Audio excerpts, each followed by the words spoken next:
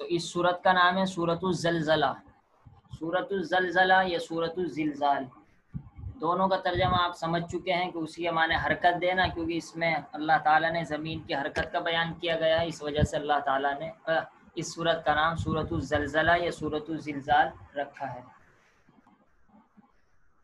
تو سب سے پہلے تو اس میں یہ آیت ہے اذا زلزلت الارض زلزالہا، کہ جب زمین کو سخت حرکت دی جائے گی۔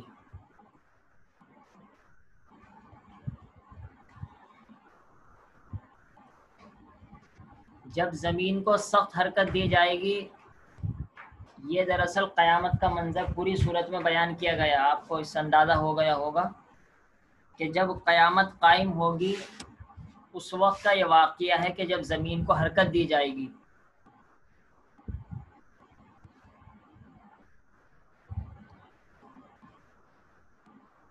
دراصل قیامت جب آئے گی اس کی دو صورتیں ہیں۔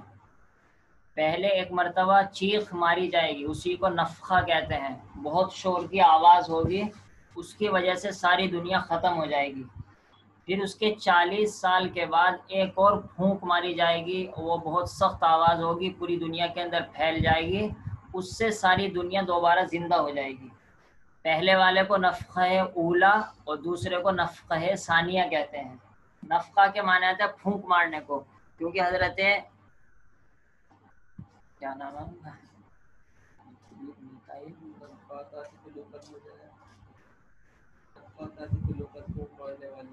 ہاں، لیکن اس میں فرق ہے، آخر میں سا ہے خا ہے۔ حضرت کیا نام ہے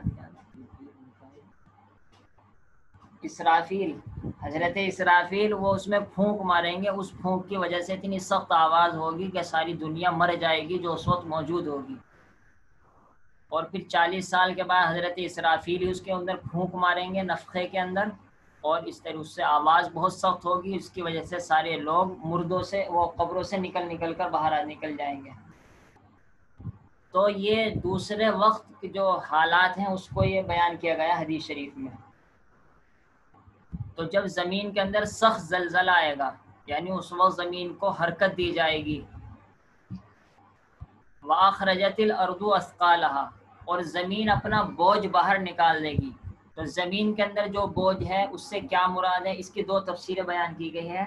پہلی تفسیر تو ہے مردے، یعنی زمین کے اندر جو مردے دفن کیے گئے وہ مردے سب باہر آ جائیں گے، کیونکہ اب میدان حشر قائم ہونے والا ہے، ان کا حساب کتاب ہونے والا ہے۔ تو اس وجہ سے اس آیت میں نفخہ ثانیہ کے بعد کی حالت کا بیان ہے کہ دوسرے نفخہ پھونک مارنے کے بعد، سور پھونکنے کے بعد جب سب لوگ زندہ ہو جائیں گے اور اسی وقت زمین اپنے بوجھ یعنی مردوں کو باہر نکال لے گی، اس وقت ان کا حساب و کتاب شروع ہوگا۔ ایک تفسیر تو یہ بیان کی گئی ہے۔ دوسری تفسیر اس کی یہ بیان کی گئی ہے، اس کے معنی ہے خزانہ، یعنی زمین کے اندر جو خزانے ہیں، مثال کے طور پر سونا، چاندی، پیٹرول، یہ اور طرح طرح کے خزانے زمین کے اندر ہیں، وہ زمین سب اپنا باہر نکال دے گی۔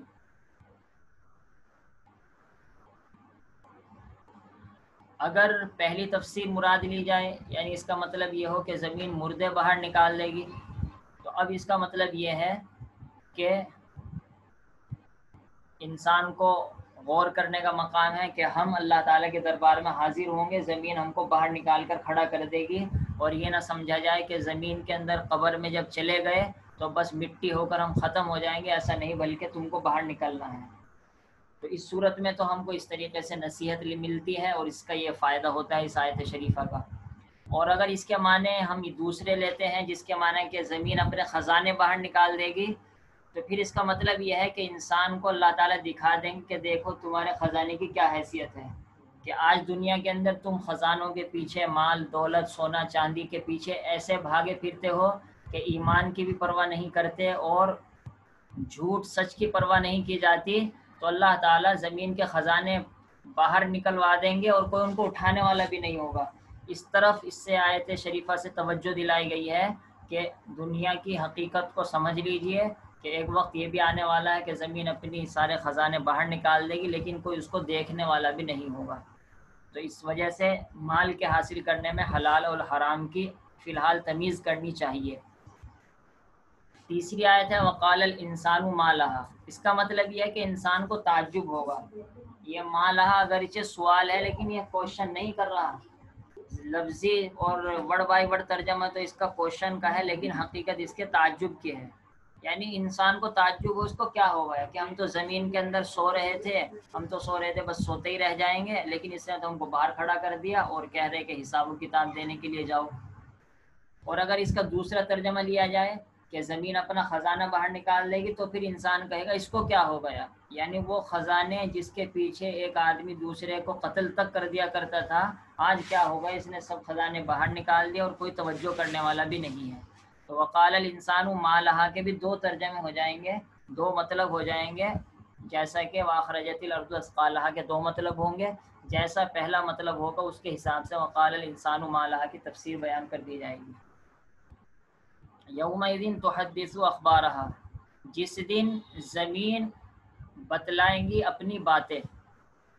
کیوں بتلائے گی؟ بِأَنَّ رَبَّكَ أَوْحَىٰ لَهَا، اس لیے کہ کیونکہ تیرے رب نے اس کو حکم دیا ہے۔ ظاہر سی بات ہے زمین اللہ تعالیٰ کی مخلوق، اللہ تعالیٰ کی باندھی، اللہ تعالیٰ کی غلام ہے، اس وجہ سے جب اللہ اس کو کہیں گے تو اس کے لیے لازم ہوگا کہ وہ سب باتیں بتلائیں۔ اب کیا باتیں بتلائیں گی؟ تو چنانچہ ترمذی شریف میں اس کی حدیث، اس تفسیر کی، اس آیت کی تفسیر یہ بیان کی گئی ہے کہ جس زمین پر جو بھی نیکی کی گئی ہوگی وہ نیکی بتلائے گی، اور جو زمین پر برائی کی گئی ہوگی وہ برتلائے گی۔ بڑا ڈرنے کا مقام ہے کہ جب بھی ہم کوئی گناہ کرتے ہیں ظاہر سی بات ہے زمین ہی پر رہ کر کرتے ہیں، ہوا میں تو اڑ نہیں جاتے۔ اگر دوسری بلڈنگ میں ہے، تیسری بلڈنگ میں ہے، وہ بھی تو زمین ہی سے جڑی ہوئی ہوتی ہے۔ تو جس زمین کے حصے پر گناہ کیا جا رہا ہے یا جس زمین کے حصے پر نیکی کی جا رہی ہے، کل یہ زمین ہمارے متعلق گواہی دے گی۔ تو اگر نیکی کی ہوگی تو ہمارے موافق اور ہمارے حق میں گواہی دے گی، اور خدا نخواستہ اگر گناہ کیا ہوگا تو پھر ہمارے خلاف گواہی پڑے گی۔ اس وجہ سے گناہ کرتے وقت یہ سوچ لینا چاہیے کہ اللہ تعالیٰ کی زمین کل قیامت کے دن بولے گی کہ تو نے کیا گناہ کیا، تو تاکہ آدمی گناہ سے رک جائے۔ اسی طریقے سے دوسرے آیت میں اللہ تعالیٰ نے فرمایا ہے کہ جس دن انسان کے ہاتھ پاؤں گواہی دیں گے جو اس نے نعوذ باللہ گناہ کیے ہوں گے، اور وہ کہے گا ان کو کیا ہو گیا کہ یہ میرے خلاف ہی گواہی دے رہے ہیں۔ تو اس وجہ سے آدمی کو گناہ کرتے وقت یہ سوچ لینا چاہیے کہ جن ہاتھوں سے، جن پاؤں سے یا جس آنکھ سے گناہ کیا جا رہا ہے، یہی آنکھ، یہی کان یا یہی ہاتھ پاؤں کل قیامت کے دن اس کے الٹے خلاف گواہی دیں گے۔ اور آنکھوں کے مزے کے لیے، زبان کے مزے کے لیے جو گناہ کیے جاتے ہیں، یہی مزے والی چیز الٹی تمہاری مخالفت کرے گی اور تم کو جہنم میں عذاب کا ذریعہ بنا دے گی۔ تو تحدث و اخبارہ، یہ خبر بتلائے گی کہ فلاں شخص نے فلاں موقع پر فلاں نیکی میرے اوپر کی تھی، یا فلاں شخص نے فلاں وقت میں میرے اوپر یہ فلاں گناہ کیا تھا۔ اللہ تعالی ہمارے خلاف زمین کی گواہی دینے سے ہماری حفاظت فرمائیں، اور البتہ اگر گناہ سے توبہ کر لی جائے تو پھر وہ معاف ہو جاتا ہے، پھر انشاءاللہ زمین گواہی نہیں دے گی۔ یومئذ یصدر الناس اشتاتا، جس دن لوگ مختلف ہو کر لوٹیں گے، یعنی جب ان کا حساب کتاب ہو گیا، حساب کتاب ہونے کے بعد ان کو جب بدلہ دیا جائے گا تو ان کا بدلہ ہوگا اعمال کے مطابق۔ تو جس نے مثال کے طور پر کفر کیا تو اس کا بدلہ جہنم ہے، اور اگر کسی نے ایمان قبول کیا اس کا بدلہ جنت ہے۔ پھر ایمان والوں میں بھی بہت سے مختلف لوگ ہوں گے، کوئی ڈائریکٹ سیدھے جنت میں جائیں گے، اور خدا نخواستہ اللہ حفاظت فرمائیں اگر انہوں نے گناہ کیے ہوں گے اور وہ گناہ معاف بھی نہیں ہوئے ہوں گے تو وہ بھی جہنم میں ڈال دیے جائیں گے تاکہ ان کے گناہوں کی سزا بھگتی جائے۔ تو اس طریقے سے مختلف جماعتیں بن جائے گی تاکہ ان کو ان کے اعمال دکھائے جائیں، تو اعمال نہیں دکھلائے جائیں گے بلکہ اعمال کا بدلہ دکھلایا جائے گا۔ تو اگر اچھے عمل کیے ہوں گے تو اس کا بدلہ جنت کی شکل میں دکھلایا جائے گا، اور اگر برے اعمال کیے ہوں گے تو ان کا بدلہ نعوذ باللہ جہنم کی شکل میں دکھلایا جائے گا۔ تو یہ مطلب ہے یومئذ یصدر الناس اشتاتا لیروا اعمالهم، کہ حساب و کتاب کے بعد مختلف جماعتیں بن جائے گی، کافر، مومن، پھر مومن کی بہت سی جماعتیں، اور اپنے اعمال ان کو دکھا دیے جائیں گے، یعنی اعمال کا بدلہ جنت اور جہنم کی شکل میں۔ اس کے بعد اللہ تعالیٰ فرماتے ہیں کہ اعمال تو بہت دور کی بات، یعنی پوری زندگی تو بہت دور کی بات، ہم تو ایک ایک ذرے کا حساب کتاب لیں گے، یعنی 60 سال کی زندگی تو کیسے ہم چھوڑ دیں گے، اور بڑے بڑے گناہ اور بڑے بڑی نیکیاں تو ہم کیسے چھوڑ دیں گے. ہم تو اگر ایک ذرے کے برابر بھی اگر نیکی کی ہوں گی اس کا بھی حساب و کتاب ہوگا، اور ایک ذرے کے برابر بھی برائی کی ہوگی اس کا بھی حساب و کتاب ہوگا. عبداللہ بن عباس رضی اللہ تعالیٰ عنہما فرماتے ہیں سب سے جامع اور سب سے حاوی آیت ہے یہ قرآن کریم کی کہ اس نے آدمی کی ہر زندگی کو اپنے اندر لے لیا. اب ظاہر سی بات ہے ہم قرآن کریم کی تفسیر پڑھ رہے ہیں تو اس پڑھنے میں جو ذرے کے برابر نیکیاں ہو رہی ہیں وہ بھی سب اس آیت میں آ گئی، اور اس کا ہم کو بدلہ انشاءاللہ دیا جائے گا.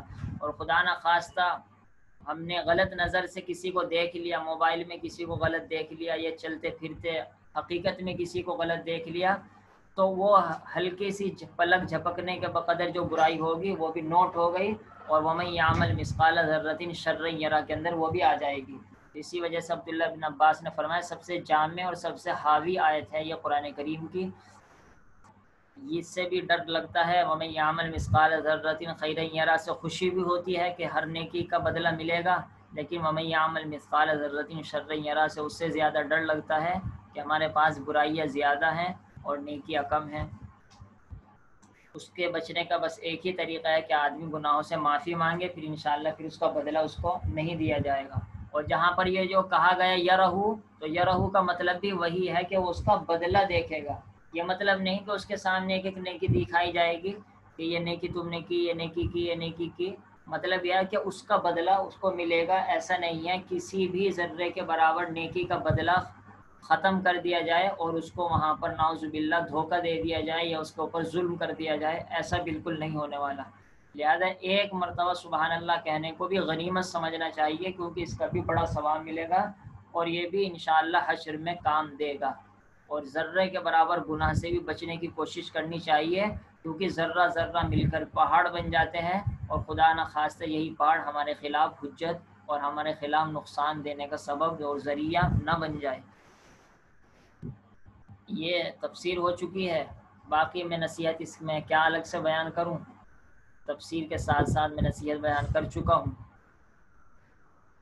کل کو اتوار ہے، لہذا آپ خود یہ کام کریں کہ اس آیت کی جو نصیحتیں ہیں وہ لکھ کر بھیج دیں یا وائس کے ذریعے سے بھیج دیں، سب جو فی الحال سبق میں موجود ہیں اور جو بعد میں ویڈیو دیکھیں گے وہ سب.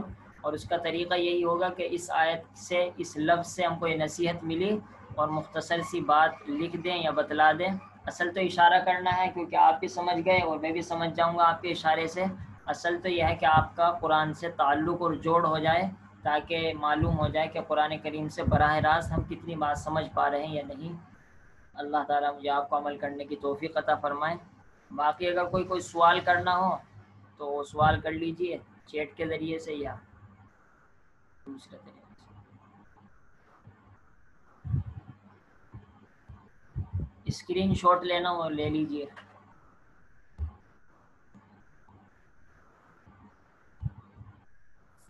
مفتی صاحب تحدث کا تھوڑا سا وضاحت فرما دیجیے. یعنی تو یومئذ تحدث تفسیر کہہ رہے ہیں آپ یا ترجمہ کہہ رہے ہیں؟ جی جی جزاک